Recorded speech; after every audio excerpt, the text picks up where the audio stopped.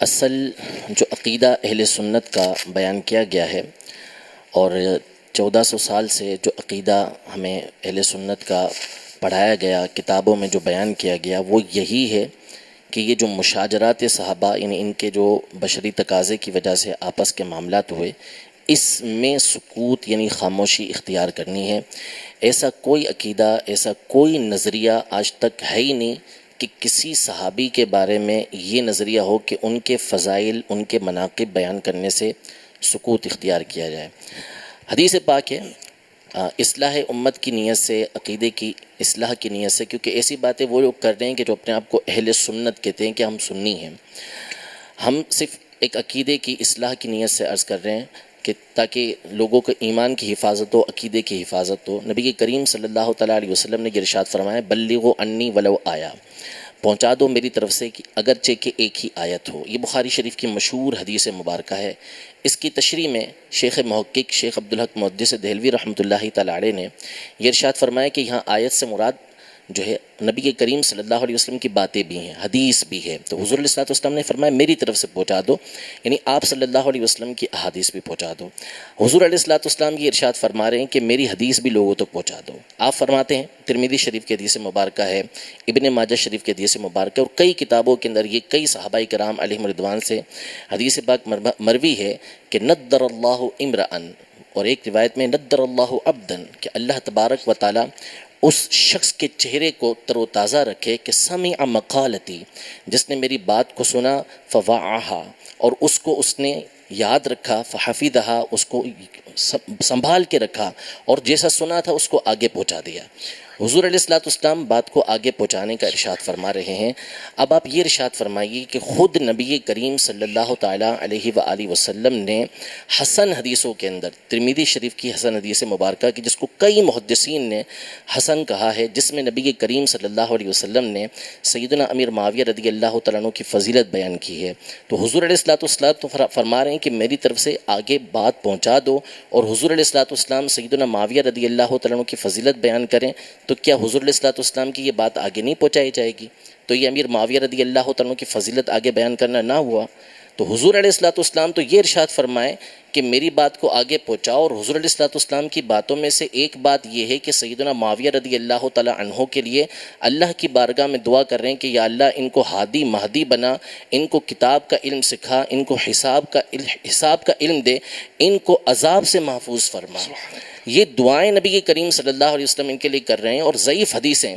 کہ جو فضائل کے اندر با اتفاق محدثین معتبر ہوا کرتی ہیں بہت ساری موجود ہیں سیدنا امیر معاویہ رضی اللہ عنہ کے حق میں، کہ جس میں نبی کریم صلی اللہ علیہ وسلم نے امیر معاویہ رضی اللہ عنہ کی فضیلت بیان کی، تو حضور علیہ السلام کی یہ احادیث تو آگے بیان کرنے کی ہیں، تو جب ان کو آگے بیان کیا جائے گا تو یہ امیر معاویہ رضی اللہ عنہ کی فضیلت تو بیان کرنا ہے۔ تو اسی طرح کثیر تابعین، مسلم شریف کی حدیث مبارکہ کے مطابق تابعین میں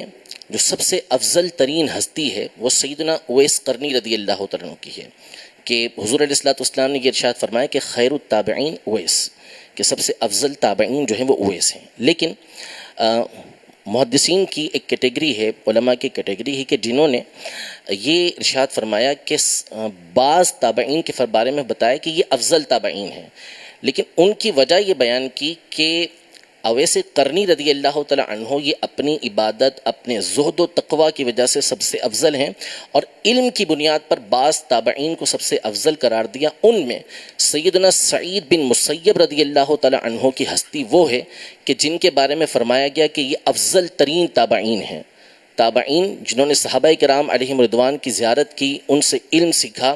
ان میں افضل ترین ہستی سیدنا سعید بن مسیب رضی اللہ تعالیٰ عنہ کی ہے۔ یہ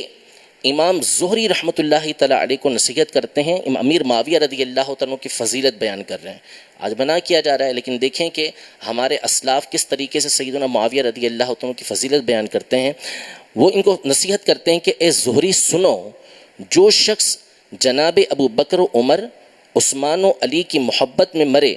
عشرہ مبشرہ کے جنتی ہونے کی گواہی دے، حضرت معاویہ کے لیے رحمت کی دعا کرے، تو اللہ پر حق ہے کہ اس کے حساب میں سختی نہ فرمائے۔ سبحان اللہ۔ یہ ہے اتنے بڑے تابعی لوگوں کے درمیان جو ہے وہ اس بات کو بیان کر رہے ہیں کہ سیدنا معاویہ رضی اللہ عنہ کے لیے رحمت کی دعا کرے. اسی طرح سیدنا عبداللہ بن مبارک رضی اللہ تعالیٰ عنہ، ان سے سوال کیا گیا کہ حضرت عمر بن عبدالعزیز رضی اللہ تعالیٰ عنہ افضل ہیں یا امیر معاویہ رضی اللہ تعالیٰ عنہ افضل ہیں؟ سیدنا عمر بن عبدالعزیز رضی اللہ تعالیٰ عنہ تابعی ہیں، وہ صحابی ہیں. تو انہوں نے فرمایا عبداللہ بن مبارک رضی اللہ تعالیٰ عنہ نے کہ جو غبار اڑتا ہے مٹی سے، معاویہ رضی اللہ تعالیٰ عنہ کی ناک کے اندر گیا ہے، وہ غبار بھی عمر بن عبدالعزیز رضی اللہ عنہ سے افضل ہے. یہ آپ نے ارشاد فرمایا. یہ دوسری روایت کے اندر گھوڑے کا موجود ہے. یہ ارشاد فرمایا. علامہ ابن حجر حتمی رحمۃ اللہ تعالی فرماتے ہیں کہ وجہ اس کی یہ ہے کہ نبی کریم صلی اللہ تعالیٰ علیہ وآلہ وسلم کی صحبت کا شرف جو امیر معاویہ رضی اللہ تعالیٰ کو حاصل ہوا ہے، اس کی وجہ سے عبداللہ بن مبارک رضی اللہ تعالیٰ نے یہ ارشاد فرمایا. یہ ہمارے اسلاف واقعات بیان کر رہے ہیں، فضائل بیان کر رہے ہیں امیر معاویہ رضی اللہ عنہ کے. تو یہ فضائل بیان کرنا تو ہے، تو اصل فضائل بیان کرنے سے کہیں پر بھی امیر معاویہ رضی اللہ عنہ کے بیان منع نہیں کیا گیا. امام بخاری رحمۃ اللہ تعالیٰ علیہ کے شاگرد اور کئی بزرگوں نے پوری کتابیں امیر معاویہ رضی اللہ عنہ کے فضائل میں لکھی. ابن ابی دنیا رحمۃ اللہ تعالیٰ علیہ نے حلم معاویہ رضی اللہ عنہ پر کتاب لکھی. ابو عمر غلام ثعلب رحمۃ اللہ تعالیٰ علیہ نے پوری کتاب امیر معاویہ رضی اللہ عنہ کے فضائل پر لکھی، اور کئی بزرگوں نے کتاب لکھی. خود امام اہل سنت رحمۃ اللہ تعالیٰ علیہ جو متأخرین کے پیشوا ہیں، اہل سنت جن کو متفقہ طور پر اپنا امام مانتے ہیں، انہوں نے 1 2 نہیں بلکہ 5 رسالے سیدنا امیر معاویہ رضی اللہ عنہ کے فضائل و دفاع کے اوپر لکھے ہیں. تو اگر فضائل بیان کرنا ممنوع ہوتا تو پھر یہ فضیلتیں کیوں بیان کرتے؟ تو یہ بالکل غلط موقف بیان کیا گیا ہے. صحیح موقف یہی ہے کہ فضائل و مناقب بیان کرنا کسی نے بھی منع نہیں کیا. مناقب ہمیشہ بزرگان دین بیان کرتے ہوئے آئے ہیں، اپنی کتابوں کے اندر ذکر کرتے آئے ہیں. اگر مناقب بیان کرنا، فضائل بیان کرنا ممنوع ہوتا تو کبھی بیان نہ کیے جاتے. اصل جو ممانعت ہے وہ ممانعت مشاجرات صحابہ جو آپس کے معاملات ہوئے اس میں پڑھنے سے ہمیں منع کیا گیا ہے کہ ان کے اندر ہم نہیں پڑھیں گے. اور دوسری بات، صحابہ کرام علیہم رضوان، ان کی ہستی وہ ہستی ہے کہ ان کو فضیلت تو سب کو حاصل ہے، لیکن ان کے درجات بیان کیے گئے کہ سب سے جو ان کے درمیان طبقات بنتے ہیں، سب سے افضل صحابہ وہ قرار پاتے ہیں کہ جو فتح مکہ سے پہلے ایمان لے کر آئے. فتح مکہ سے پہلے ایمان لانے والے اور جنہوں نے نبی کریم صلی اللہ تعالیٰ علیہ وآلہ وسلم کے ساتھ جہاد وغیرہ میں شرکت کی، مال خرچ کیا، یہ ان صحابہ کرام علیہم رضوان سے افضل ہیں کہ جو فتح مکہ کے بعد ایمان لے کر آئے ہیں.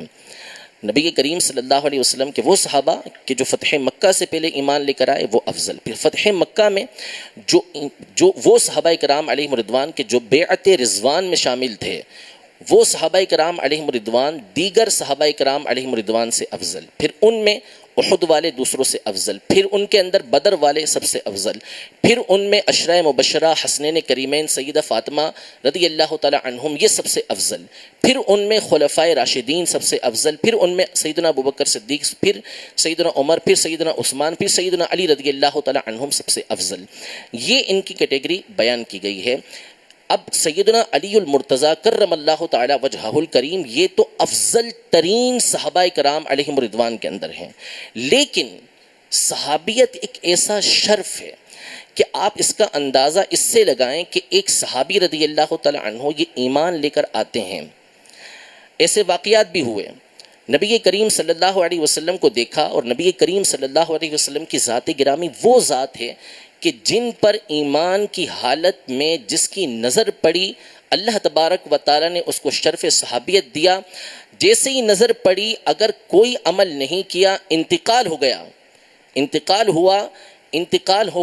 ہوتے ہی وہ جنت میں داخل ہوں گے. اب اس کے بعد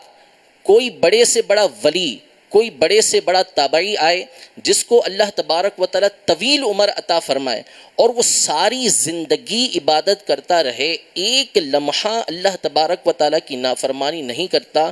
وہ اس صحابی رضی اللہ تعالیٰ عنہ جس نے صرف ایک بار نبی کریم صلی اللہ علیہ وسلم کو دیکھا اور اس کو کوئی عمل کرنے کا موقع نہیں ملا، وہ اس صحابی کے درجے تک نہیں پہنچ سکتا. یعنی جس نے ایک لمحہ نبی کریم صلی اللہ علیہ وسلم کو دیکھا ہے. تو سیدنا امیر معاویہ رضی اللہ تعالی عنہ اگرچہ کہ فتح مکہ کے بعد ایمان لے کر آئے، بعض کے مطابق جو ہے وہ پہلے ایمان لے کر آئے، لیکن سیدنا علی رضی اللہ تعالی عنہ کے بارے میں ہمارا واضح ترین موقف ہے، تصور ہی نہیں ہے کہ اعلیٰ حضرت امام اہل سنت واضح طور پہ بیان فرما چکے کہ فرق مراتب بے شمار، یعنی اتنا بڑا فرق ہے کہ جس کو شمار ہی نہیں کیا جا سکتا۔ سیدنا علی رضی اللہ تعالی عنہ ابن جوزی رحمۃ اللہ تعالی علیہ العلل المتناہیہ میں حدیث ذکر کرتے ہیں کہ آپ کا تو جنت میں ایسا مقام ہوگا کہ اہل جنت سیدنا علی رضی اللہ تعالی عنہ کو جنت میں ایسے دیکھیں گے جیسے اہل دنیا صبح کے ستارے کو دیکھتے ہیں، اتنا بلند و بالا مقام حضرت علی رضی اللہ تعالی عنہ کو دیا جائے گا۔ لیکن شرف صحابیت وہ ہے کہ جو میں نے آپ کے سامنے بیان کر دیا کہ کتنی ہی بڑی عمر ہو جائے کسی غیر صحابی کی، وہ ایک لمحے کے لیے جس کو شرف صحابیت مل گیا تھا اس کے درجے تک نہیں پہنچ سکتا۔ تو لہٰذا جب کسی غیر صحابی کا ہم عرس منا سکتے ہیں، ان کے فضائل و مناقب بیان کر سکتے ہیں، تو پھر صحابی رضی اللہ تعالیٰ کے فضائل و مناقب کیوں بیان نہیں کر سکتے؟ یقیناً بیان کر سکتے ہیں۔ تیسری بات کہ اہل بیت اطہار رضی اللہ تعالی عنہ کی محبت بحمد اللہ تعالی ہماری گھٹی کے اندر جو ہے وہ اہل بیت کی محبت ہے، اور ہم نے امیر اہل سنت کو دعوے کے ساتھ کہتے ہیں کہ اس زمانے میں اہل بیت سے سب سے بڑھ کر محبت کرتے ہوئے دیکھا ہے۔ یعنی میں آپ کو اتنے گواہ موجود ہیں، ہمیں کسی کو دلیل دینے کی کوئی ضرورت نہیں ہے الحمدللہ۔ یعنی کتنی مرتبہ یہاں پر ڈاکٹرز آتے ہیں، یہاں پر تاجر آتے ہیں، کوئی اس طریقے سے بیان کرتا ہے کہ ان ڈاکٹر کو جب امیر علیہ سنت نصیحتیں کرتے ہیں، بتاتے ہیں کہ آج کل غربت بہت ہے، آپ کے علاج بہت زیادہ مہنگے ہیں، آپ کے پاس جب غریب لوگ آئیں تو آپ ان کا علاج سستا کر دیا کریں، آپ ان کا مفت میں علاج کر دیا کریں۔ پھر آپ ساتھ میں فرماتے ہیں کہ اگر آپ کے پاس سادات آئیں تو سادات کا بھی علاج ایسے ہی کر دیا کریں، ان کا سستا علاج کر دیا کریں۔ ان کو میڈیکل اسٹور والوں کو سمجھاتے ہیں کہ آپ کبھی کبھی دوائی ان کو فری میں دے دیا کریں، سستی دے دیا کریں۔ سادات کے بارے میں آپ کوئی قید نہیں لگاتے کہ وہ غریب آئے یا امیر آئے۔ اسی طرح تجار آتے ہیں، تاجر آتے ہیں تو ان کو آپ سمجھاتے ہیں۔ آپ اس سے اندازہ لگائیے امیر علیہ سنت دامت برکاتہم العالیہ یہ ارشاد فرماتے ہیں کہ مجھے اچھا نہیں لگتا کوئی کہ یوں کہے کہ سید نے یہ برا کام کیا، جیسے ہمارے یہاں کہتے ہیں سید ہو کر ایسا کرتا ہے، فرماتے مجھے اچھا نہیں لگتا کہ کوئی یوں کہے کہ سید نے ایسا کام کیا۔ آپ فرماتے ہیں کوئی یوں کہے، مجھ سے کہے گا کہ آپ کے بیٹے نے ایسا برا کام کیا، تو مجھے تو برا لگے گا نا، میرے بیٹے کی طرف برائی کی نسبت کر رہا ہے، تو آپ سید ہو کر سید کی طرف ایسی بات کیوں کر رہے ہیں کہ یہ سید زیادہ ہو کر ایسا کام کرتا ہے؟ تو یہ الفاظ بھی آپ پسند نہیں فرماتے۔ ہم سادات کی بحمد اللہ تعالیٰ ان کی محبت ہماری گھٹی کے اندر پڑی ہے۔ ہمارے یہاں تو بولا ہی سادات کو باپو جاتا ہے، اور دعوت اسلامی کے مدنی ماحول میں باپو شریف بولا جاتا ہے، اور ان کی عزت و محبت بحمد اللہ تعالیٰ جتنی ہمارے دلوں کے اندر موجود ہے، وہ انشاءاللہ تبارک و تعالیٰ اس کا اجر اور اس کا بدل ہم مولا علی رضی اللہ تعالیٰ عنہ اور سیدہ فاطمہ زہرا سے قیامت کے دن حاصل کریں گے، انہی کی بارگاہ سے انشاءاللہ تبارک و تعالیٰ ہمیں حاصل ہوگا۔ تو بحمد اللہ تعالیٰ اہل بیت اطہار کی محبت کی ہمارے دلوں کے اندر موجود ہے، اور اہل بیت اطہار کی محبت کا مطلب ہرگز کسی کے سامنے نہیں ہونا چاہیے کہ اس کا مطلب نعوذ باللہ سیدنا امیر معاویہ رضی اللہ عنہ کا بغض ہو۔ سیدنا امیر معاویہ رضی اللہ تعالی عنہ کا اپنا مقام ہے، اور اہل بیت اطہار کا یہ اپنا مقام ہے۔ ہم اہل بیت اطہار کی محبت اپنے دل میں رکھتے ہیں، اور امیر معاویہ رضی اللہ تعالی عنہ کا احترام اپنی جگہ پہ رکھتے ہیں۔ تو ایسا کوئی عقیدہ، ایسا کوئی نظریہ نہیں ہے کہ سیدنا امیر معاویہ رضی اللہ تعالی عنہ کے فضائل نہیں بیان کیے جا سکتے۔ 1400 سال سے ہمیشہ اکابرین امت یہ فضائل و مناقب بیان کرتے ہوئے آئے ہیں، اور آج بھی بیان کر رہے ہیں۔ ماشاءاللہ صحابی کی تعریف عرض کرتا چلوں، کسی کو غلط فہمی نہ ہو جائے کہ غیر مسلموں نے بھی سرکار کی زیارت تو کی ہے صلی اللہ تعالی علیہ وآلہ وسلم، اور ایسا بھی ہوا ہے کہ ایمان لا کر انحراف بھی کیا ہے۔ تو صحابی کی تعریف یہ ہے کہ جس نے پیارے آقا صلی اللہ تعالی علیہ وآلہ وسلم